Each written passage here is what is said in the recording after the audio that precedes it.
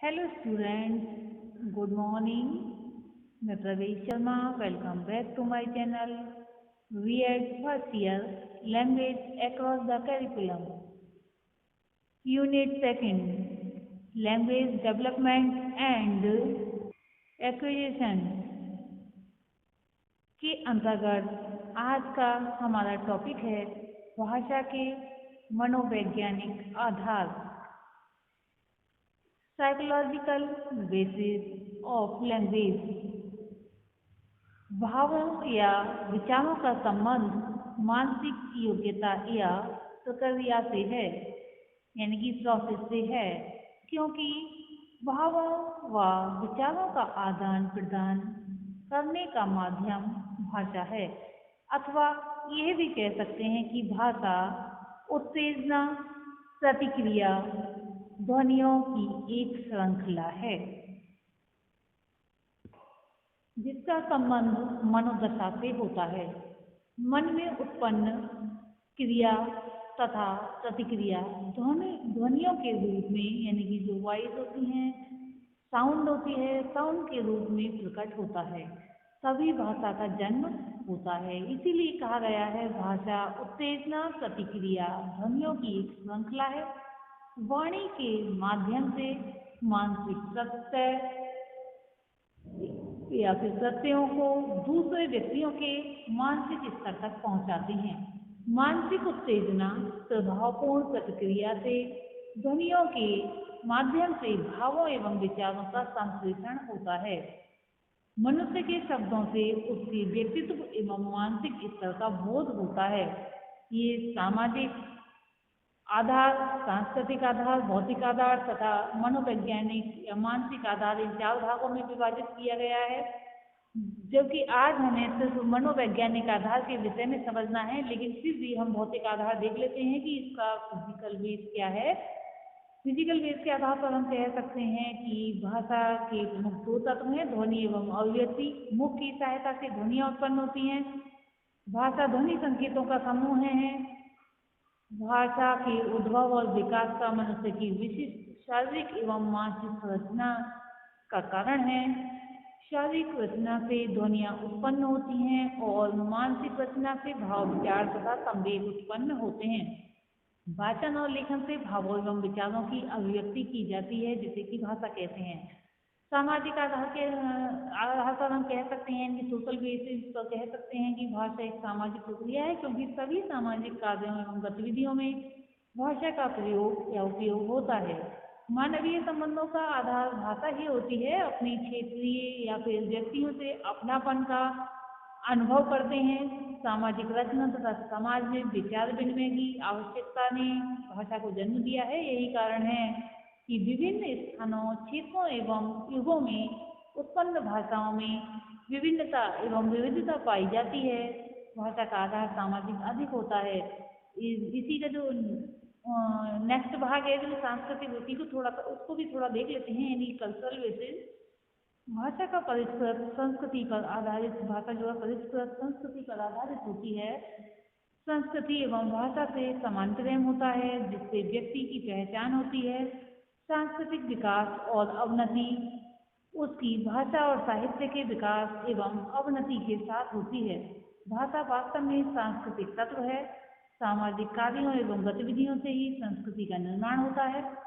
समाज का सदस्य क्या कहता है और क्या करता है, इसमें कर्ता पक्ष संस्कृति का परिचायक होता है। भाषा संपूर्ण संस्कृति के आचरण का आधार है। भाषा ही समुदाय के निर्माण का मूल आधार है। मानवीय ज्ञान समुदायों व संस्कृतियों की भाषाओं के अध्ययन से ही होता है। भाषा से संस्कृति की अभिव्यक्ति होती है। तो हमने ये सब देख लिए हैं पॉइंट। तो अब हम जो भाषा के मनोवैज्ञानिक आधार हैं, उसी के विषय में विशेष तथ्य प्रस्तुत करेंगे। जबकि हम जान चुके हैं कि भावों एवं विचारों का संबंध मानसिक योग्यता व प्रक्रिया से होता है, और ये भाषा उत्तेजना, प्रतिक्रिया, ध्वनियों की एक श्रृंखला होती है। मनुष्य के शब्दों से उसके व्यक्तित्व एवं मानसिक स्तर का ज्ञान हो जाता है। तो इसी के आधार पर हम देखेंगे लर्निंग थ्योरीज बाय साइकोलॉजिकल या फिर साइकोलॉजिस्ट। अनेक मनोवैज्ञानिकों ने अपने अपने अनुसार अपने अपने सिद्धांत प्रस्तुत किए हैं।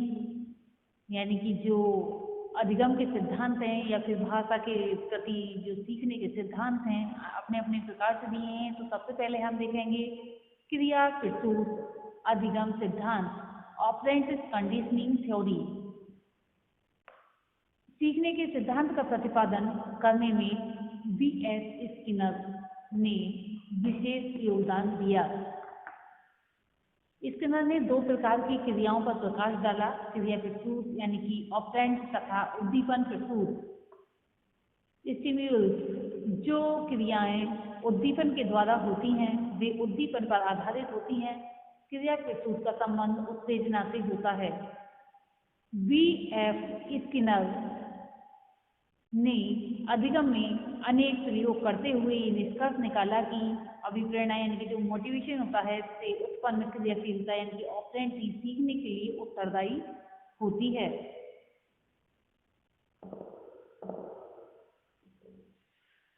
स्किनर ने चूहों तथा कबूतरों आदि पर प्रयोग करने पर यह निष्कर्ष निकाला कि प्राणियों में दो प्रकार के व्यवहार पाए जाते हैं, अनुक्रिया यानी कि रेस्पॉन्स या रेस्पोंडेंट तथा क्रिया प्रस्तुत ऑपरेंट। अनुक्रिया का संबंध उत्तेजना से होता है और क्रिया प्रस्तुत का संबंध किसी ज्ञान उद्दीपन से नहीं होता। क्रिया प्रस्तुत को केवल अनुक्रिया की दर से मापा जाता है। स्किनर ने चूहों पर प्रयोग किए। उसने लीवर वाला बॉक्स बनवाया। लीवर पर चूहे का पैर पड़ते ही खट की आवाज होती थी। इस ध्वनि को सुन चूहा आगे बढ़ता है और उसे प्याले में भोजन मिलता है। ये भोजन चूहे के लिए पुनर्बलन यानी कि रेनफोर्समेंट का कार्य करता है। चूहा भूखा होने पर प्राणोदेश को उठता है और लीवर को फिर दबाता है। इस प्रयोग में स्किनर ने यह निष्कर्ष निकाला कि यदि किसी क्रिया के बाद कोई बल प्रदान करने वाला उद्दीपन मिलता है तो उस क्रिया को शक्ति या फिर उस क्रिया की शक्ति में वृद्धि हो जाती है। यानी कि जब भी बालक कोई शब्द का प्रयोग करता है और उसे कोई एक तरह से कहा जाए कि पुरस्कार या फिर उससे जो प्रशंसा युक्त शब्दों का प्रयोग किया जाता है तो बालक उसमें जो है बहुत अधिक कुशलता प्राप्त कर लेता है।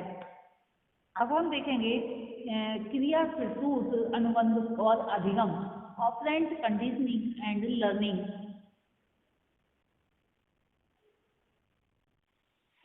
क्रिया प्रस्तुत अधिगम का शिक्षा में इस प्रकार से प्रयोग किया जा सकता है। इसमें कुछ पॉइंट्स हैं जिस प्रकार से हैं। पहला पॉइंट है सीखने का स्वरूप प्रदान करना। शिक्षक इस सिद्धांत के द्वारा सीखे जाने वाले व्यवहार को जो है स्वरूप प्रदान कर सकता है।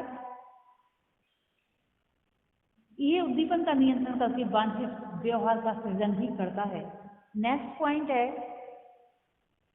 शब्द भंडार, वोकैबुलरी। इस सिद्धांत का प्रयोग बालकों के शब्द भंडार में वृद्धि के लिए किया जाता है। यहाँ कहने का तात्पर्य ये हो जाता है जब कोई भी बालक किसी शब्द का प्रयोग करता है और यानी कि उसमें वह कुशल हो जाता है जब कोई उसकी प्रशंसा करता है या फिर वह शब्द जाकर या फिर उन शब्दों के समूह वाक्य को जाकर सही बोल देता है और इस बात से यानी कि सही बोलने पर उसे प्रशंसा दी जाती है। फिर वह वही बार बार प्रयोग करने लगता है और अधिक कुशलता प्राप्त कर लेता है तथा उसी जैसे अनेक शब्दों का भी प्रयोग करता है। नेक्स्ट पॉइंट में हम देखेंगे अभिक्रमित प्रोग्राम्ड लर्निंग। सीखने के क्षेत्र में अभिक्रमित अधिगम एक महत्वपूर्ण विधि विकसित हुई है। इस विधि को क्रिया अनुबंधन द्वारा गति प्रदान की जा सकती है। नेक्स्ट पॉइंट है निदानात्मक। निदानात्मक शिक्षण यानी कि रेमेडियल लर्निंग। रिमेडियल लर्निंग में जो क्रिया प्रस्तुत सिद्धांत में जटिल यानी कि कॉम्प्लेक्स व्यवहार वाले तथा मानसिक रोगियों को वांछित व्यवहार के सीखने में विशेष रूप से सहायक सिद्ध हुआ है। यानी कि जो प्रॉब्लम्स होती हैं उनको दूर किया जा सकता है या उनका निदान किया जा सकता है। नेक्स्ट पॉइंट में हम देखेंगे परिणाम की जानकारी, नॉलेज ऑफ रिजल्ट। स्किनर का विचार है कि यदि व्यक्ति को कार्य के परिणामों की जानकारी हो तो उसके सीखने में भावी व्यवहार पर प्रभाव पड़ता है। गृह कार्य के संशोधन का भी छात्र के सीखने की गति व या फिर गुण पर प्रभाव पड़ता है। नेक्स्ट पॉइंट में हम देखेंगे रेनफोर्समेंट यानी कि पुनर्बलन। क्रिया प्रसूत अधिगम में पुनर्बलन का महत्व है। अधिकाधिक अभ्यास द्वारा क्रिया को बल मिलता है। जैसे कि उन्होंने एक चूहे का एग्जाम्पल दिया, एक लीवर वाला बॉक्स था और चूहा उछल कूद किया करता था और एक बार उसका लीवर पर पैर पड़ा और प्याले में भोजन आ गया। उसने भोजन खा लिया और फिर उसने कई बार उछल कूद की और फिर वहीं लीवर पर उसका पैर पड़ा, फिर भोजन आ गया। लेकिन उसे ये एहसास हो गया कि लीवर पर पैर पड़ने पर जो है भोजन प्राप्त हो जाता है और अंत में इस कार्य में सफल हो गया और उछल कूद ना करके सिर्फ लीवर पर उसने पैर रखा यानी कि लीवर को दबाया और उसे भोजन प्राप्त हो गया। नेक्स्ट पॉइंट में हम देखेंगे संतोष यानी सेटिस्फैक्शन। स्किनर कहते हैं कि जब भी काम में सफलता मिलती है तो संतोष प्राप्त होता है और ये संतोष क्रिया को बल प्रदान करता है। तो आज हमने देखा मनोवैज्ञानिकों द्वारा अधिगम सिद्धांत के अंतर्गत क्रिया प्रसूत अधिगम सिद्धांत, जिसके मेन पॉइंट देख लेते हैं। जो प्रतिपादक हैं BF स्किनर हैं। इन्होंने स्किनर दो प्रकार की क्रियाओं पर बल डालते हैं, एक क्रिया प्रसूत यानी कि ऑपरेंट तथा उद्दीपन प्रसूत यानी कि स्टिमुलस। जो क्रियाएं उद्दीपन के द्वारा होती हैं वे उद्दीपन पर आधारित होती हैं। क्रिया प्रसूत का संबंध उत्तेजना से होता है। क्रिया प्रसूत अधिगम का शिक्षा में प्रयोग कुछ बिंदुओं के द्वारा देखा जो इस प्रकार से हैं। सीखने का स्वरूप प्रदान करना, शब्द भंडार में वृद्धि, अभिक्रमित निदानात्मक शिक्षण, परिणाम की जानकारी, पुनर्बलन तथा लास्ट में संतोष प्राप्त होता है। आज के लिए इतना ही, धन्यवाद।